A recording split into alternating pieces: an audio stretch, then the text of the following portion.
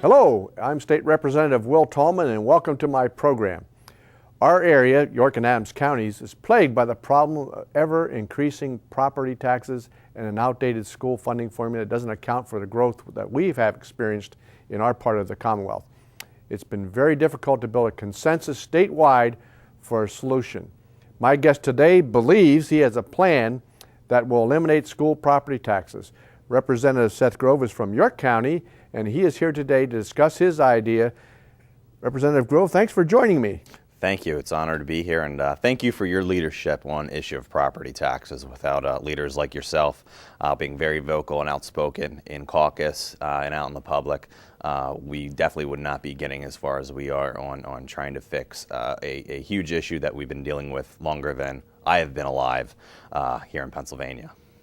Yes, and your bill, House Bill 2230, has been reported out of committee. We have two other bills on property tax. Actually, all three of those bills will benefit the taxpayers, property taxpayers of York and Adams counties. Your bill is the farthest along. It's made out of committee. Just tell a little bit about that process in committee. Yeah, obviously the legislative process, you have to start with an idea, get it in the system, get it down as a legislative draft. It goes to a committee. This dealing with tax structure goes to our finance committee. I was voted on this week, passed out of committee, is now sitting on the House floor. We'll probably be taking that up later on this legislative session. Hopefully before the budget we can get something over the Senate, because that's a critical aspect of the legislative process, because we have 2-year sessions. Without getting something over to the Senate before the budget break, it's very difficult with very, very few days next fall on being able to move anything, being able to get it through 2 chambers and onto the governor's desk. So it's critical we move as quickly and expediently as possible to get consensus within the House and get a product over to the Senate that's going to be substantial and provide the relief elimination that we're looking for in York County.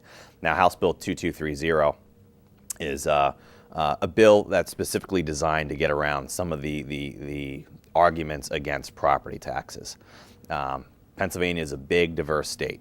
Property taxes is a major issue in a minority of those areas, and those areas are basically your growth areas: York, Adams, South Central Pennsylvania, the Northeast, where you have a lot of influx of New Jersey and New Yorkers coming into those areas, the Poconos areas, the collar counties around Philadelphia, out around Allegheny County, where individuals are leaving Allegheny County and going to Butler County and those places.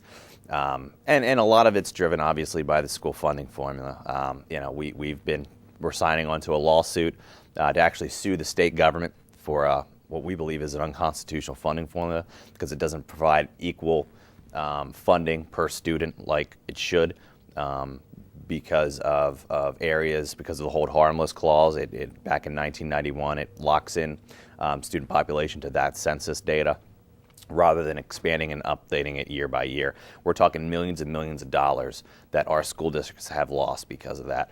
Unfortunately, because of the same issue, we've been dealing with property taxes. It's a huge issue in a minority of areas. It's very hard to get the votes we need to change that funding formula, much less get something substantial for property taxes. To go back on House Bill 2230, it provides the ability for our areas to take care of our needs. It provides a 1% county sales tax that'll be voted on by voter referendum. That money will be distributed per student within each county that opts in to do that. It also allows every local government, just not school districts, every local government in Pennsylvania to swap out their property taxes for an income tax, which is critical, because we're just not talking about school districts anymore.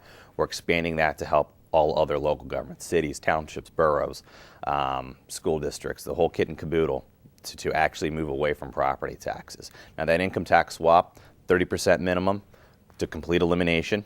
And if the local government entity does a swap, if they do less than elimination, they have to freeze their millage rates at that reduced level. So they can't raise that anymore. It does allow raises on the income tax locked into inflation to protect taxpayers as much as possible. So it's very comprehensive. This is the first legislation since really the 1980s that has come out to deal with property taxes comprehensively and just not focusing on the school districts. At some point, You can look at counties and what counties do on behalf of areas, boroughs with very limited taxing resources. At some point, their property taxes will be as bad as school districts. I would like to see that fixed now before it gets too bad. And obviously, school districts are the largest property taxes you pay, so we need to knock that back as much as possible. Of course, in Adams County, Gettysburg is one of those boroughs that falls right into that situation. And our offices are right across the hall from each other, so we've had lots of discussion while you were developing this bill. And one of the things that we've talked about, and lots of people don't understand this, but throughout the Commonwealth, and we had a map up earlier, but throughout the Commonwealth, there's large areas that do not care about property tax reform. And I'm just going to mention two. Beaver County, they don't want to do property tax. Blair County wouldn't want to do property tax.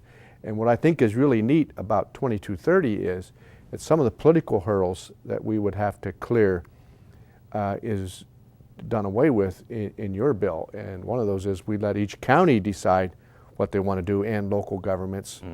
And also, we don't mess with sales tax exemptions, which is a very controversial issue to start with. We leave them as is, and your bill doesn't do that. Maybe you can address some of those points. Yeah. Having York County and Adams County, obviously you represent sections of both counties. Maintaining that exemption for food and clothing is critical to border counties. We have a lot of Marylanders that come up and shop in our areas. Obviously, Gettysburg, with the amount of outlets, with the amount of tourism, it's a huge attraction to bring those individuals up. So keeping that exception on food and clothing is critical for our areas to maintain that retail base, especially when you're talking about Hanover, which I think has one of the highest sales tax revenues. Well, it's number 5 retail area in this Commonwealth. Yeah, so it's huge to maintain that. You look at Lancaster County, every Christmas there are busloads of New York residents coming down to shop there. So we're getting gas tax money from out-of-staters along the southern border. We are getting other revenue from people just coming in, shopping. Obviously, Gettysburg, huge tourist area. So we're getting all that sales tax revenue from those areas, which is critical to maintain. The other issue you have with those sales tax exemptions, a lot of them are put in there to protect business and make us competitive. Other states may have removed an exception, so we're not competitive with those other states, so it really hurts our business climate as a whole. A lot of them are in there to protect nonprofits. You talk about your theaters, your nonprofit theaters, your arts and stuff. They don't have a sales tax on ticket prices, so it would really hurt those nonprofits to do that. What we've seen in the past with those types of legislation becomes a circular argument. Certain areas would say, I could vote for it if this is removed. So you remove an exception, and all that revenue comes with it. So they have to replace that through something else, usually taxing another exception. So you lose another aspect of it. So it just becomes a circular argument that you can never really get out of.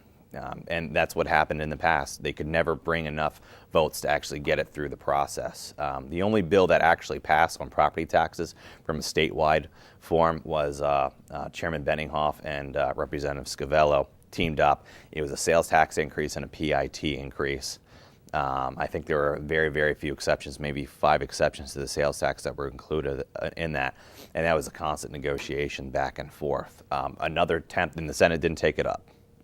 They got it over there, and the Senate just said, we're not interested in it.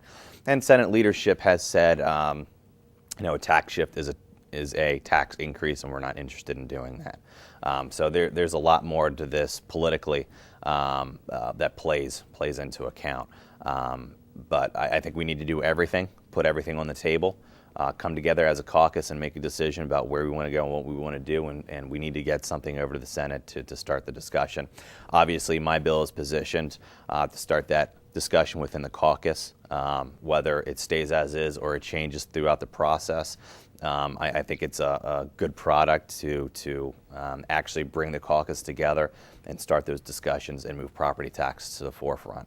The entire House of Representatives is now on notice on property taxes. And that has a lot of leadership to do with those growth areas and those individuals fighting for property tax relief that have come together and said, this is the important issue in our areas and we need to move it to the forefront and we need to address it now rather than later. Well, it's my belief that we can get it done in the House, and the Senate is going to be the issue, and we need everybody watching that to be aware that the Senate is going to need to have to receive some public pressure to get this done. And the other thing is in your bill, you look at both the personal income tax and the earned income, local earned income tax, as avenues for our local governments. Can you talk just a little bit about that? Yeah. There's a huge difference between earned income tax and personal income tax. Currently, all local governments, except for counties, have the ability to levy an earned income tax. It is capped at 1%, and it's usually split between the local municipality and the school district. Through Act 1, some school districts did raise their EIT higher than that, and Act 50, a couple other acts, have a higher EIT than 0.5. I live in Dover School District. We actually have a 0.9% EIT, a lot higher than the average school district. It taxes your wages and then net profits on businesses. And that business tax would be on the shareholder. So if you have an S Corp, LLC, a small business, it's a pass-through to the shareholders of that entity, whoever would actually make out on the profits of it. So it's mostly a wage tax. Now, the personal income tax picks up small businesses, anybody who would pay the state PIT, S Corps, LLCs, all those small businesses, then obviously wage earners, and if you have any investment incomes, et cetera, would pay that PIT. And in my legislation, with it's the same as the state. Exception to the retirement side. Yep, I was just getting into that. Pensions and Social Security aren't touched in the personal income tax in Pennsylvania, and we use that same language for the locals to ensure it's equal, that the state and local governments have that option. And what it does is the PIT is a lot fairer because it brings in a lot more taxing sources so it makes sure it's fair and equitable, so it's just not on the back of wage earners. Yeah. The other thing I like with 2230 is I think it's much more broad-based, where we're going to replace the property tax revenue with a more broad-based, and most likely getting more of the people to contribute to the schools and county and your local governments. Maybe you want to make a comment on the broad-based, in fact, that some people, as claimed in each one of our districts, don't pay their fair share of school tax. Yeah, right now the base load of local governments is property taxes. Counties, that's all they really have is property taxes. School districts, you might have an earned income tax and a couple other nuisance tax type stuff, but their base load is still property taxes. Actually, boroughs are a little different. A lot of boroughs, especially smaller ones, their base load is actually earned income tax rather than property tax, just by their makeup. It's mostly individuals who are working, rather, if you're renting a place, you pick up more revenue on the earned income tax than you really do on the property. So boroughs are a little differently, and then townships, et cetera, a lot of their base load is on property taxes. So it is a higher percentage. A lot of areas are bedroom communities. Dover, where I live, is a bedroom community. Everybody leaves in the morning, comes back at night. There's not a lot of commercial industrial business in there. So it's directly on the backs of homeowners. Even areas that have diverse economies where you have a lot of businesses and stuff, there's still smaller entities where the property tax is still high, and really hurts your homeowners in purchasing houses. It's really an inhibitor in doing that. So by broadening it from a sales tax, from income tax, you're picking up a broader source of property taxes. It's on the ability to pay, which is critical, because right now with property taxes, no matter what your income level is, you're paying that amount. And you have to pay that amount or the government's going to come in and take your house. If you shift over to the sales tax, if you shift over to EIT, it's based on your ability to pay. So as your income goes up, you pay more as a percentage. If your income goes down, you pay less as a percentage. It's fair, it's equitable. As the older you get, you don't have to worry about whether you're going to be able to afford to live in your house long term. And that's critical when we talk about our state budget. and future expenses. We have an increasing senior population, a decreasing working class. If we don't keep those seniors independent living and living in their homes, we're going to have millions and billions of dollars of incurred costs. And when you talk about the state budget, we have a huge scope of things we need to fund. If we're dumping all of our resources into medical assistance for seniors to live in nursing homes, which is a cost of about $7,000 to $10,000 a month per person, we're not going to be able to fund anything else. We're solely going to be funding in that. Our current medical assistance costs, 15% of the population are seniors, they incur 30% of the costs. So if 30% of the population in medical assistance is seniors, we're going to have a 60% of the cost, and it's going to be escalating from there. So we need to keep seniors in their homes. Property taxes is a huge inhibitor of long-term independent living for them. Keep them in their home, keep them happy, much less cost, doing community-based services than sticking them in 24/7 care just because they can't afford their house. So it's critical for our future, for the federal governments, for everybody's, to ensure we keep seniors in their homes. Yep. Then the other thing, of course, in York and Adams counties, it's a huge political issue, property tax. And 70% approximately, depending on the school district, is of the property taxes goes to our school districts.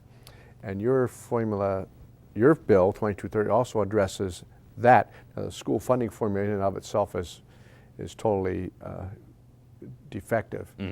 That's another issue that we're going to talk about here later. But just tell a little bit about how that part of your bill works. Yeah. The distribution for the county sales tax is going to be per student. So it actually says, the more students you have, the more cost you incur. But at the same time, the less students you have, the less cost you're incurring. And it can't be both. You can't say more students, more cost, less students, more cost. So it distributes the money based on the number of students you have to make sure it's equal, make sure it's fair, and what we should be doing at the state level to ensure we're actually funding students and putting them first. So it gets around that argument we've had since 1991 that we're not getting our fair share of funding for our students here. If any school district would go back to 1991, redistribute the funding, the amount of money they would get based on student population, we would have huge increases in state funding, which would mitigate the amount of local taxes we have had. Not to mention by House Bill 2230 keeping the funding at a local level, that money's kept. At the state, a lot of times, because of different policies put in place, if a governor wants to redistribute that money, it gets around that argument. Local money stays local. That's one at least good thing about property tax is that that money is going to your local government. It's not getting redistributed anywhere else. It's staying to fund that local entity, which is where the costs are incurring. So that is one good thing about property taxes. Well, and your bill keeps that money local, and I've always been fearful when we do a statewide sales tax. I just am not confident, having seen some things that have happened, that if York and Adams County sends money to Harrisburg, that they're actually going to get that back. Yeah. And so that's a concern in and of itself, and your bill addresses that. Yeah, we came into office during the down economy. At that point, everybody was looking for money just to spend, just for general fund expenditures. We don't have a rainy day fund anymore. We don't have any, quote, savings accounts. It was all spent. Governor Rendell, after he left office, ensured that we had nothing left. No reserve funds, nothing. It was all spent down and gave us a huge funding cliff because of the federal stimulus money leaving. We had to fill a lot of holes. We did the best we could. But at the statewide, if you do a lot of increases, there's no guarantee long-term that money is actually going to be used for education. You look at the sales tax. The sales tax was put in place to fund education. It goes to the general fund currently. So technically you could say it funds education, but the amount of money brought in from the sales tax, we're actually spending more on education than what that brings in. So technically, if you wanted to take that and just dedicate it, you'd still need to pull from general fund just to fund education because, a little less than it's the second biggest expenditure we have is education. So we've made huge investments from the state level. Unfortunately, that money's not coming to where it needs to help out with the growth in number of students we've had in population. Yeah, and one thing with York and Adams counties, we have school districts that have grown very fast in the last 10 or 12 years, slowed down a little bit here with the recession.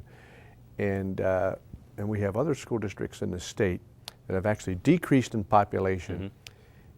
And I'm going to go a little bit on the school funding formula, but we have this hold harmless, and actually they get small incremental increases. So they are educating less students and getting more money than the school districts in York and Adams counties that are actually growing. And I think of Southwestern and Conewaga Valley, that's the two. One of those is York and one of those Adams. They're two school districts that have grown rather rapidly the last 10, 12 years. This would be an actual benefit to them because not only are we changing how we're going to do the money from property tax, but your funding formula is also going to change it to actual student population versus the current way we do it, which again I'll say is defective. Yeah, and for those areas that say they don't have a property tax issue, it allows them to diversify their local tax base. So it's more based on the ability to pay. Even areas that are considered economically depressed, they have low property taxes. So 1% sales tax might not bring in that much money, but it's a huge percentage of their overall tax base. So it's a benefit for them to look at diversifying their local taxes as well, to move it away from homeowners. And a lot of the rural areas, that's what they have. They're bedroom communities. They don't have a lot of businesses. So shifting away from on the backs of property taxpayers over to broad-based. A lot of rural areas have a lot of tourism because they have forests. They have a lot of outdoorsmen. A lot of families will go visit. So they're picking up revenue that they're not currently picking up from just property taxes. So it benefits them as well to do a switch over. And while they may seem like it's not a lot of money, but compared to what they are paying in property taxes, that income will do a huge dent in their overall property tax base and make it more equitable for their own constituents, their own residents, to get it off the backs of the property taxes and onto a broader base tax that everybody pays into. Now, one issue with the sales tax I will bring up, when you file your federal taxes, you have a choice. You can do a deduction for property taxes and income taxes or sales tax, and sales tax is capped. So by initiating a sales tax, you're now giving the federal government more money because that doesn't sound appetizing. I know. It's one of the weird things we have in our federal tax laws, that it's an either or. And they cap that sales tax as a percentage of your income. So you can't collect your receipts and actually say, I've actually paid this much out. It's actually capped at a certain percentage that you can do a deduction. So if you do go buy a sales tax, we're going to be doing a huge increase to the federal government spending. And that's something we need to think about too, where if you keep it on income tax and or property taxes, you can do a deduction for both of those. And it's an either-or statement. It's not an and statement under federal tax. So it's something people do miss within their tax write-off. So you got to make a decision how you want to do your tax base, and do you want to give the federal government more of your money? Well, that's not a pleasing option. Just to kind of summarize, 2230, House Bill 2230, which is your bill, has been reported out of committee, which makes it farther along than all the other bills. And again, it addresses some of the political hurdles that some of those other bills are going to face. And I think it stands a very good chance of passing the House. All we need to do, you and I, we need to make sure it gets to the floor for a vote. And it's now laying there on the table in the House. And I think if we can get enough pressure, the Senate should be able to, because politically we've now put it down to counties. So if there's counties, and there's many of them in the Commonwealth, that would not care to do it, if at all, and we allow our counties, York and Adams, to do it, because it will benefit the property taxpayers. And that's why I think House Bill 2230 actually stands the best chance of making it all the way across the finish line. Yeah, and we're far from done. I think there's going to be a lot more discussion on this because the bill is positioned in front of the caucus. As I stated earlier, the entire House of Representatives is now on notice that we're going to deal with property taxes. I know with your leadership and my colleagues' leadership from that area, we're going to be able to get a good product out of the House over to the Senate and continue moving this forward. That's all the time we have for today's program. I'm State Representative Will Tallman. If you have any questions about school property tax, please feel free to contact me at my local office or through my website. That information is going to be shown here in a moment.